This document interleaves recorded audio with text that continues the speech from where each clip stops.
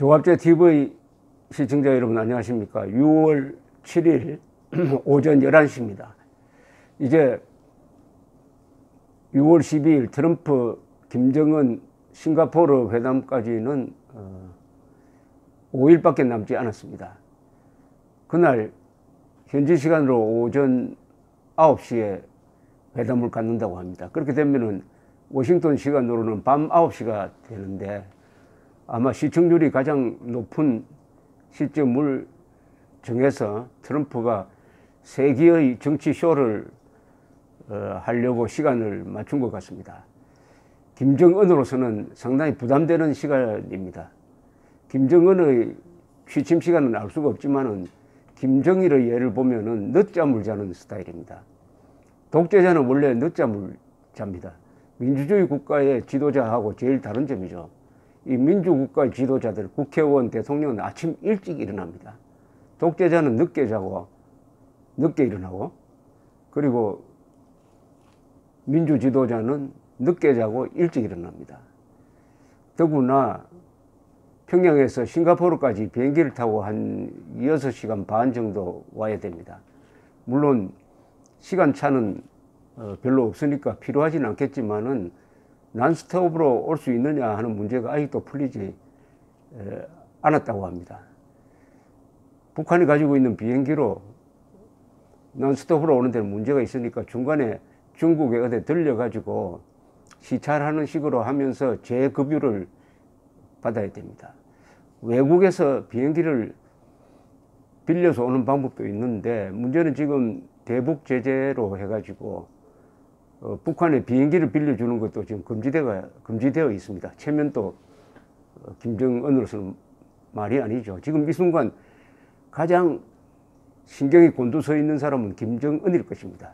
왜냐하면 김정은이가 실질적으로 처음으로 국제 무대에 나서는 것입니다. 판문점이라든지 북경에서 만나는 것은 다 통제된 공간입니다.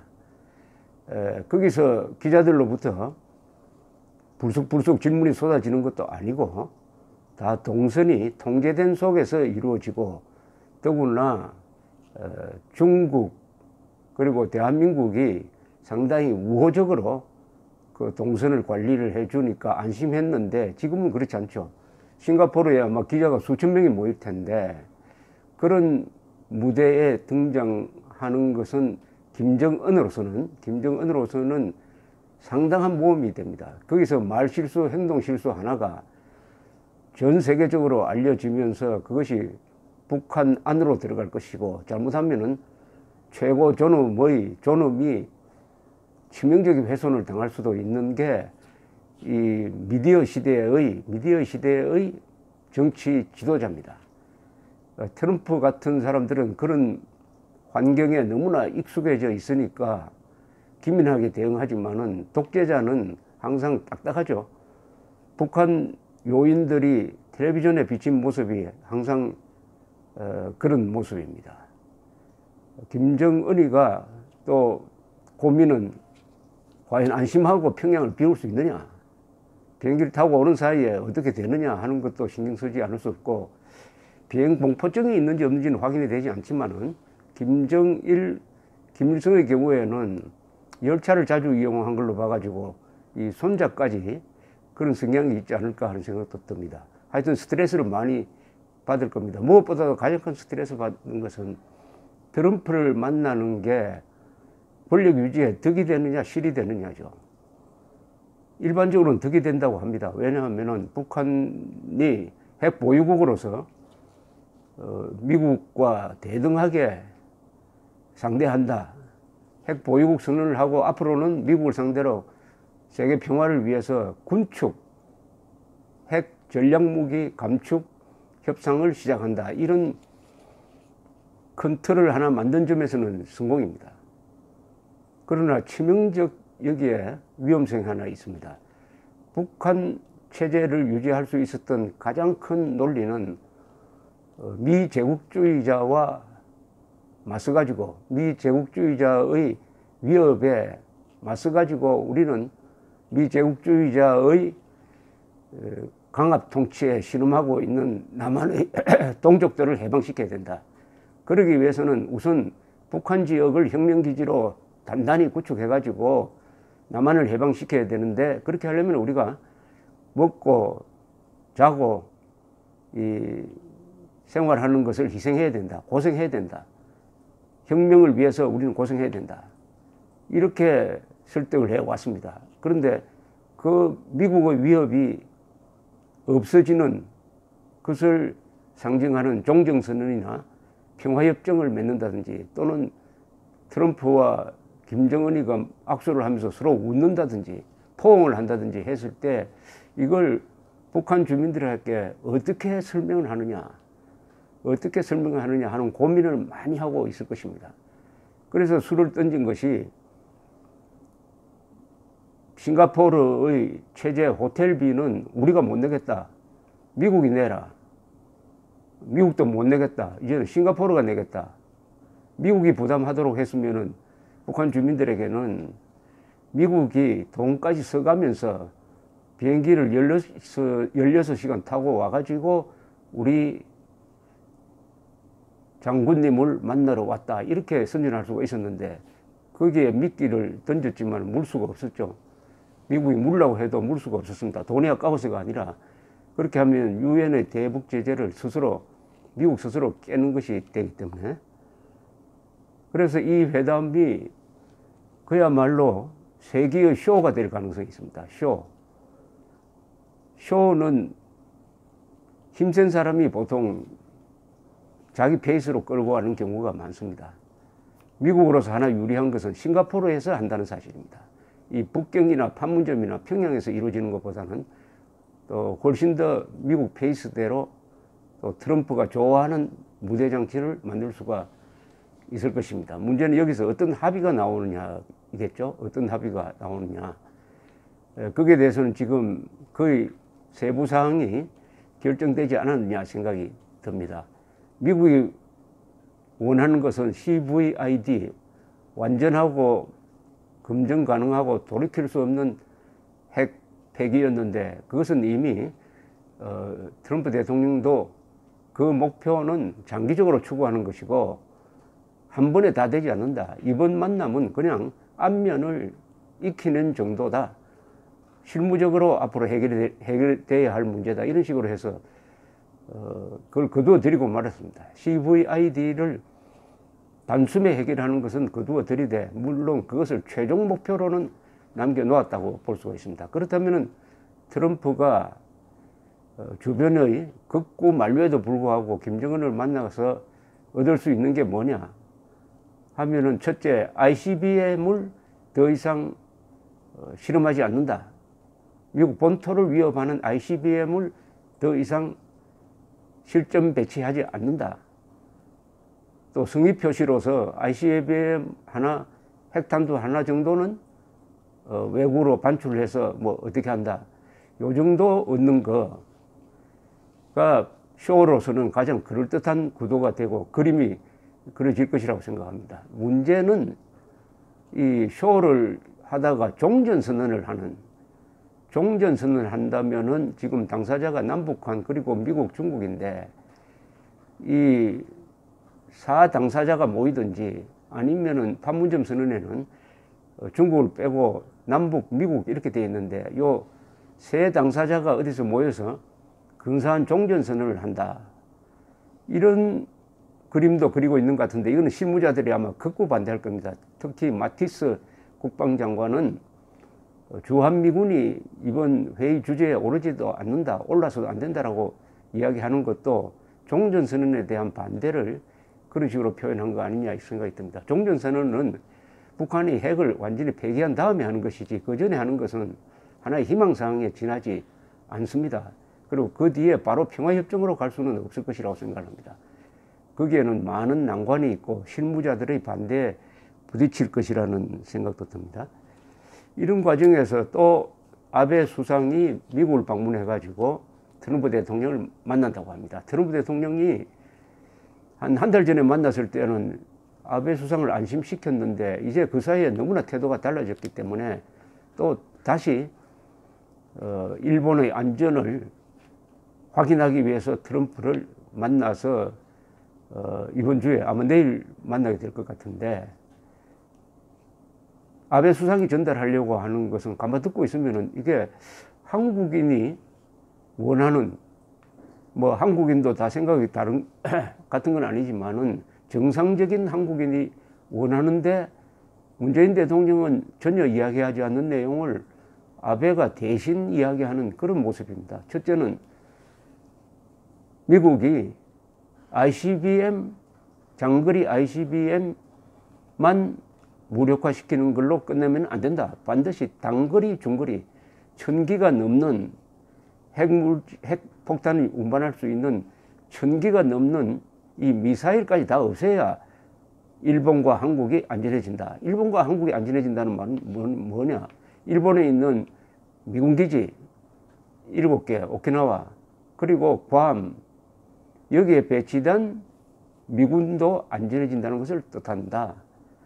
그 다음에 그래서 반드시 단거리, 중거리 미사일까지 다 없애야 된다.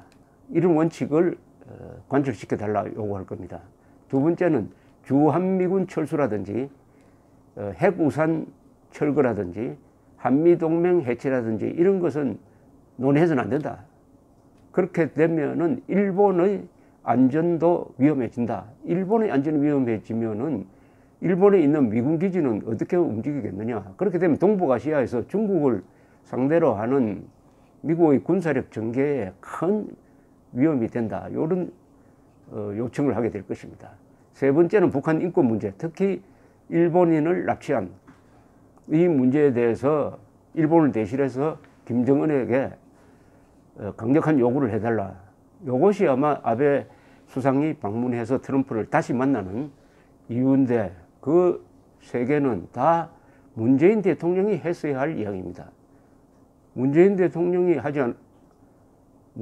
대통령과 아베 수상이 힘을 합쳐가지고 트럼프에게 요구했어야 할 이야기를 문재인 대통령은 빠지고 아베 수상이 가서 뭐 의도한 것은 아니지만 결과적으로는 한국 국민들의 안전까지도 트럼프 대통령에게 부탁하는 이런 이상한 모양새가 됐습니다.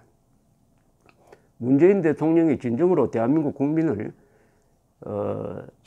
안전을 지키는 대통령 선서에서 나오는, 즉 국가의 독립과 헌법 수호, 그리고 국가의 근원을 수호하는 국기 수호, 국가 보위, 독립, 이런 것을 헌법으로부터 명령받은 문재인 대통령이 그 의무에 충실하였다면 다음과 같은 요구를 이미 했었어야 됩니다.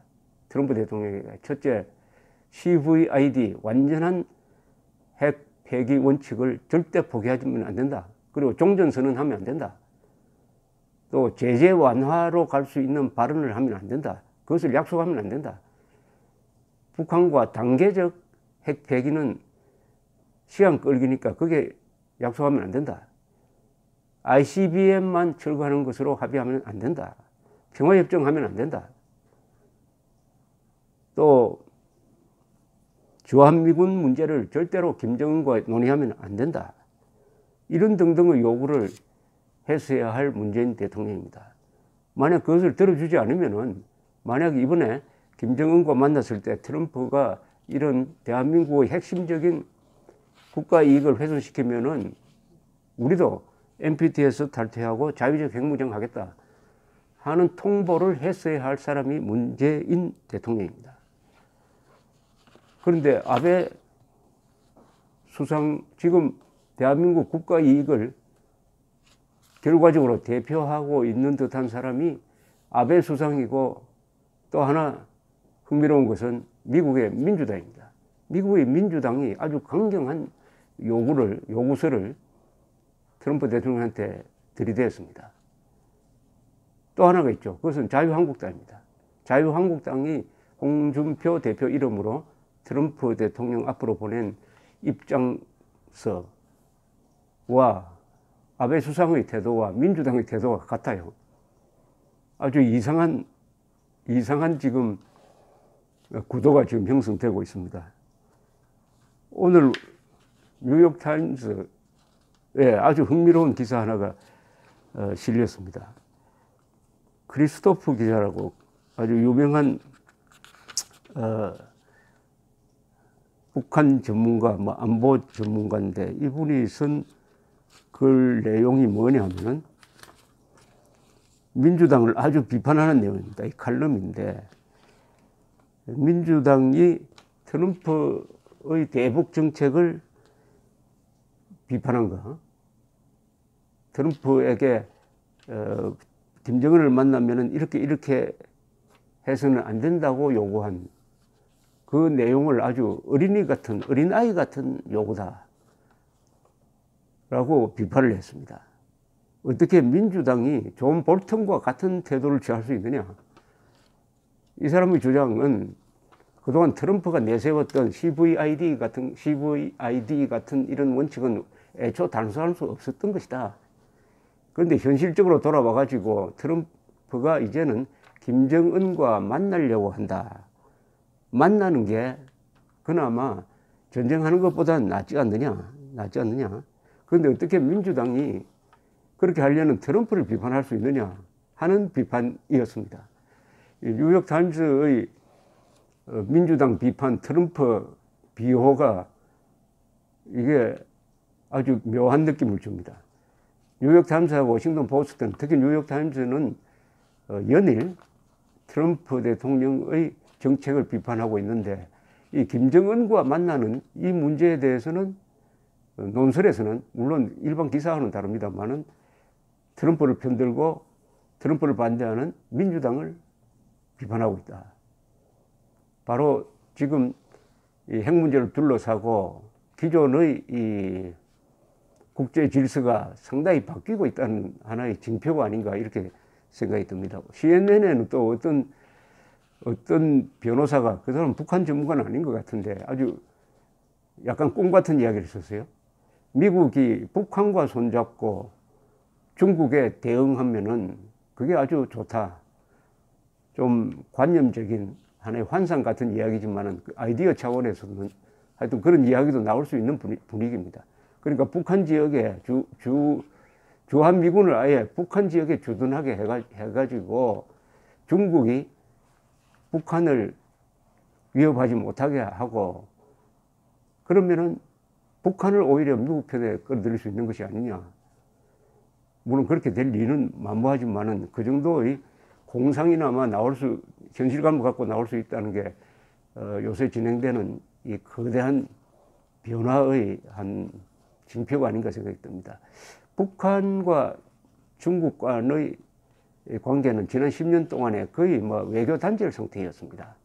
그런데 갑자기 시진핑이가 나서가지고 조급한 마음으로 김정은을 2번이나 불러서 만나고 한 것은 북한을 그냥 방치를 하면은 이게 미국 쪽으로 갈 것이 아니냐 하는 그런 염려에서 나온 행동임은 분명합니다. 중국이 북한에 대해서 취한 대북 제재가 가장 효과가 있었습니다. 그러나 지난 한두 달 동안 이 압록강, 두만강 사이에서 벌써 제재의 구멍이 나가지고 이제는 돌이킬 수 없을 정도로 제재가 풀리는 것이 아니냐 하는 생각이 듭니다. 중국과 북한 사이에 있는 두 강, 압록강, 두만강을 사이에 둔 북한 사람과 중국 사람들의 이 관계는 수백 년에 걸친 역사적인 흐름이 있습니다.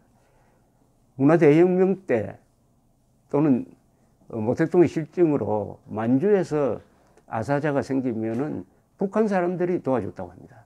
또 북한에서 아사자가 생기면은 중국에서 도와주는 식으로 일종의 경제 공동체가 형성되어 있고 이것은 역사적 배경을 가지고 있고 그 강이 매우 좁으므로 강 건너서 왔다 갔다 하기가 아주 쉽습니다. 그것을 일률적으로 제재를 통해서 막는 것은 한계가 있다.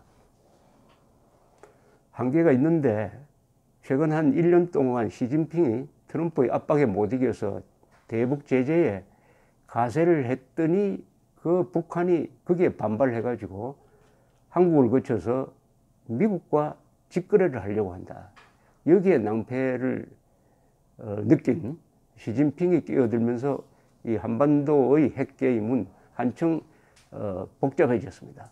미국과 중국의 대결 구도가 하나 있고, 남한과 북한, 한국과 북한의 대결 구도가 하나 있고, 또 중국과 일본의 오래된 역사적 대결 구도가 있습니다. 대충 한 3개의 방정식이 동시에 전개되고 있는 3차원 방정식의 동시 진행이라는 이런 가운데서 6월 12일 트럼프 김정은 회담이 그것도 아침에 현지 시간으로 아침 9시에 열린다고 합니다. 세계가 숨을 죽이면서 지켜봐야 되는데, 특히 한국 사람들은 우리의 생존과 관계되는 일이므로 더 초조한 마음으로 지켜보게 생겼습니다. 감사합니다.